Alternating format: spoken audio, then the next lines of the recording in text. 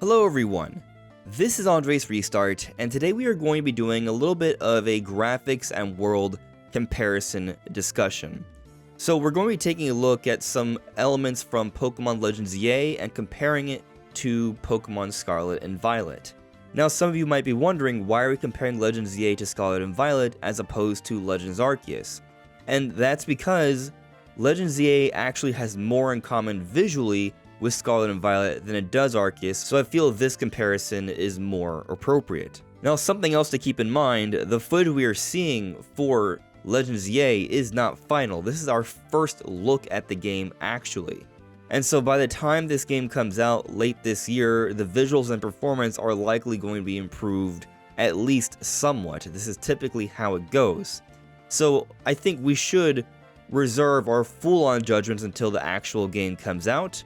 But still, I think taking a look at what we've seen so far can give us a pretty decent understanding of what's going on. Before going forward, here's a message about Eneba. Eneba can be your ultimate gaming marketplace, with over 40,000 digital products to choose from. Mobile games, PC, PlayStation, Xbox, and Nintendo. Eneba offers the hottest deals for any title, old or new, from AAA to indie, and there's something for every gamer. And also, there is an excellent Trustpilot score, so you can rest assured your gaming experience will run smoothly. Eneba prioritizes customer satisfaction by offering 24/7 live support to resolve any concerns regarding your purchases. And purchases are quick and easy. As you see here, you can pay through Apple, Google. It's quick, seamless, and simple. And there are lots of wonderful deals. For example, with Helldivers 2 for PC, it's dramatically cheaper than it is for other places. And so there are wonderful deals for a variety of games just like this, DLCs, and gift cards across all the platforms. Eneba has you covered. So to enjoy amazing deals and incredible customer support, check out the link in the description below for Eneba.com. And let me also just say that I am currently aiming to reach 50,000 subscribers by the time the Switch 2 launches, so if you find yourself enjoying my content, I would appreciate it if you could subscribe and hit that notification bell. So let's first take a look at our starters for Legends EA, Chikorita, Tepig, Totodile. And from this one simple image here, I am noticing a few very interesting details. 1. These Pokemon appear to be fairly expressive. You look at Chikorita's confident look, you look at Tepig's joyful smile, you look at Totodile's energetic stance. There appears to be a little bit more work done with how these Pokemon are expressing themselves. And just looking at a few different other shots here, like this one in particular, how it's looking back, or what Gyarados is doing over here in the water, it appears that in Legends EA, there's a little bit more work that's been done to the facial expressions of the Pokemon. And that, visually, is extremely interesting. I think an improvement like this is going to go a long ways towards helping the Pokemon to feel more real, more lifelike, and that's going to improve our immersion of the game. But I'm also noticing a very interesting design choice here. So, looking at our starters together, what you may notice is that the textured look of them, there really isn't much of one. Totodile should have some scales, right? And there's really nothing like that. Now, from prior Pokemon games, this was the norm, just to have this more basic texture with the plain color and then some nice lighting and shadowing. But in Scarlet and Violet, they had introduced textured looks to all the Pokemon. Some Pokemon would have fur, scales, metal, all sorts of things. But then we take a look at our starters from Pokemon Scarlet and Violet when they were introduced, a very similar scene, and here you can see that they have a textured look to them, and the lighting is also fantastic. Like, just from these singular screenshots, I would say that Scarlet and Violet is clearly a more visually impressive game, but the expressiveness, as I pointed out earlier, of the starters is more apparent with the Legends EA Pokemon, and ultimately I think that's going to be more important in the long run. But I find myself wondering what happened here. Take Lucario, for example. Here is a quick little side shot of Lucario in Legends ZA trying to dodge an attack, and we can see Lucario looks kind of basic with his textured look, as we've seen from all the Pokemon. But then here's Lucario from Scarlet and Violet. As you can see with his spikes on his chest and his hands and what's around his shoulders, there is a metallic look to them, which shows off his steel typing. And then the rest of his body is covered in fur, and there is a textured look to that. We can see the details in the fur. For whatever reason, even though they've mostly carried over the art style of Scarlet and Violet to Legends ZA, one thing they have forgone is the textured look for all the Pokemon models.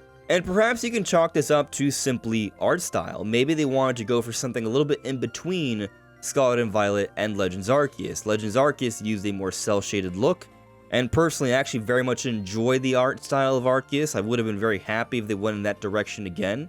But at the same time, I'm not totally opposed to them going in this direction, because maybe they're just trying to improve upon things here and move forward. In other words, build on what they established with Scarlet and Violet. And I'm okay with that, but we are seeing them go backwards here with the textures. And what I'm going to theorize is that maybe they did this to help the game perform better. Maybe they decided to take away from some of the detail on all the different Pokemon models roaming around the environment, so it's a little bit easier for their engine to run better, and so it doesn't have as much obvious issues like frame rate slowdown and weird glitches, a lot of things that plagued Scarlet and Violet. One thing that's become evident is that Game Freak is taking a lot more time with Legends ZA. This is something we've been hoping for, and also hoping that this would lead towards a better game. So it kind of makes sense that it's taken so much extra time after Scarlet and Violet to work on their next game. But until we actually see this game in a final build running well with minimal to no glitches, I think a lot of people are going to be very skeptical and doubtful of just how well this game is going to run. However, there hasn't been that much detection of issues from what we've seen for this very first trailer. And just to do a little bit more comparison of the Pokemon models here, let's take a look at these Claunchers in the water. I actually kind of like the watered look here, like the reflections we're seeing, and the environment from this perspective doesn't look too bad. It looks like they are in a little patch of water within a bigger town. It makes sense. But then you look at this Paldean Wooper from Scarlet and Violet, where it's next to the water there, and the water doesn't look nearly as good, and the environments off in the background look to be kind of a blurry mess. And so I also find this comparison to be interesting, because we have seen that Legends ZA is apparently also open world, but not as large of a map. And from what we've seen off into the distance, there aren't as many blurry backgrounds like this. And perhaps that's why they're focusing on a smaller map this time around, so they can have better performance, less poor level of detail with backgrounds that are really not even that far away. I mean, look at this tree right here at the top right, like that looks terrible, it's not that far away. But let's now take a look at the map comparisons here. As you can see from this image, we can get a pretty good understanding of just how big the map is in Legends ZA in comparison to the map size in Scarlet and Violet. And basically, by taking a look at the mini-maps we've seen from Legends ZA and comparing it to the mini-maps we've seen in Scarlet and Violet, that's how we're able to come up with this comparison here. And so the map of Legends ZA looks to be a fraction of the size of Scarlet and Violet. But I don't really think that's necessarily an issue. I think if they are going for a more denser open world environment with more things to do in there, a little bit more detail, a little bit less issues, it might end up being a much better experience for it. And if there's more to explore, like inside the buildings or perhaps underground, things we could not do in Scarlet and Violet, then I think that would definitely help with the amount we would actually have to explore. Which brings me to this shot right here that a lot of people have been taking a look at. This is a screenshot from Pokemon's website, and I found it interesting that all the screenshots were at 540p, so I had to double up the size so they could fit the aspect ratio for this video. That's a pretty low quality to have on the website, and no, I don't think that means this game is running at 540p. Almost certainly not. But regardless of the quality of the pic, I still think we can see that From this vantage point, it doesn't look terrible. I think this actually is a pretty solid picture. We can see some NPCs to the left and right. We can see some decent shadows being casted. I think the buildings from this vantage point don't look too bad. It just looks like a solid town. But then we take a look at a similar shot from Pokemon Scarlet and Violet, and looking here, by comparison, I think what we see in Legend of ZA looks more presentable. And I think this ultimately comes down to just how Scarlet and Violet was put together. They tried to put together this big, massive open world with so many different Pokemon and characters moving around, have more advanced models and different effects, and considering what Game Freak has been able to do, that was a massive leap in ambition for them, and they came out with the game very quickly considering everything else that's been on their plate and how much time they had for it. And so looking at Scarlet and Violet, it's almost like looking at a little bit of an incomplete game, I would argue. But here for Legend of ZA, this looks like a complete, proper game. This looks like, okay, we're going to be able to explore a legitimate Pokemon town here. But for total fairness, I want to share another shot of the town in Scarlet and Violet, because I do think sometimes lighting can make for a big difference. And so here we see at a different time of day where the sun's shining a little bit brighter, the colors pop a lot more, and I would say this screenshot of Scarlet and Violet looks better. Are there still issues? Yes. Does it still look kind of incomplete to me? Yes, I do still think it looks kind of incomplete. You have some very simplistic looking buildings, there's a lot of aliasing, there's a lot of detail that's just not apparent in the background. And so, yeah, essentially I think with Scarlet and Violet, they were spreading themselves too thin with what they were able to accomplish with their engine. I'm not saying that it's technically not possible to fully realize the vision of Scarlet and Violet on the Switch. I think it is. You look at games like Tears of the Kingdom, for example, and so Game Freak theoretically probably could have been able to find a way to push the Switch better, but they were unable to, at least within the amount of time they allowed themselves to work on Scarlet and Violet. But let's take a look at another Legend ZA screenshot, because I don't want to sit here and just act like Legend ZA is just dramatically better in every way, because that is not the case. Looking here at the front of this cafe, at first glance it might look okay, but then you take a look at the windows, and you take a look at the plants hanging by the doors, and then you look at the buildings to the right, and what you'll notice is that everything is just kind of flat. It's very surprising to see that this would be a screenshot on the Pokemon website, and it's, well, doesn't show the game in its best light, I would say.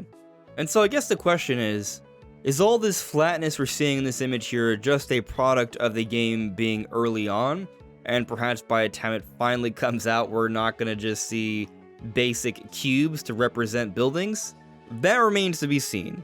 This part, I would say, is a little concerning, because we take a look at what we saw in Scarlet and Violet, for example, and, well, at least the buildings weren't basic cubes. There are sure issues here, but here is a random town. This is a town for the Grass Gym, and we can see some nice flowers by the windows. The windows themselves seem to have at least a little bit of depth.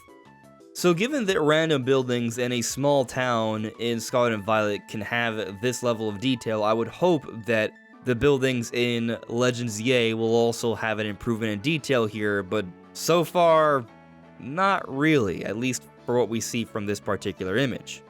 There are buildings that have more detail, like looking here at this screenshot for what I believe is a hotel that we're staying at in the game. There's a lot more depth there with the windows and the plants all around, so I would think that it is possible to have more like this, but we shall see. Now, one more thing I'll point out is just looking at some of the characters of these games. So looking at the characters for Scarlet and Violet, here we have the professors, and here you can see that they look fine, right? But then you look at them in comparison to characters like Vinny and Jet in Legend ZA, and there is a difference in style here. Like, here we can see more realistic looking hair, we can see a little bit more detail with their clothes, and here they look more simple. Not a bad kind of simple, just they're more focused on a, I guess, animated, cartoony look. And then we take a look at Nemona, for example. We can see all the detail on her shirt, versus what we see here for our rival Legend ZA, and it's a very plain look. It's a more simple style, but I don't think it's a bad look either. I still like the colors and lighting of these characters. I think they look pretty good. So considering that it looks like Game Freak this time is focusing on a smaller, denser, less spread out environment, where it might be easier to put in better detail, but then they're also going for simpler Pokemon models, but with better expressions, I think there is potential for this to be a very appealing game. On the flip side though, from what we have seen so far, there isn't too much variety to the environments. A lot of the buildings are very simple, and so it is a little bit of a mixed bag. And perhaps we'll see a little bit more of the game and we'll see some of these elements improve by the time it comes out, but if ultimately these concessions lead to an overall better gameplay experience, then I'll say it's going to be worth it. But what do you all think? Let me know in the comments below. This is AndresRestart. Thank you so much for listening and watching, and I'll see you all really soon. Bye.